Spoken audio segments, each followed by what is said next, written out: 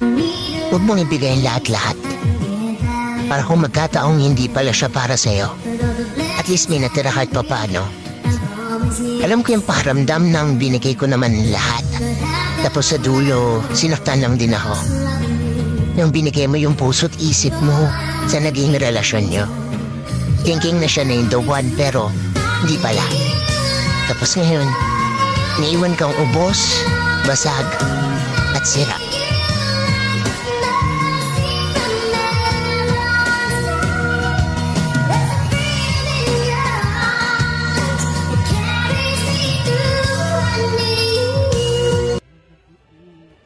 Victory!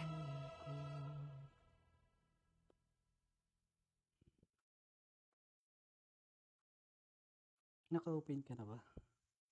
Wait lang. Kaya hindi pa nga. Hindi sa una lang talaga to nagpapabugbog. Ngayon lang.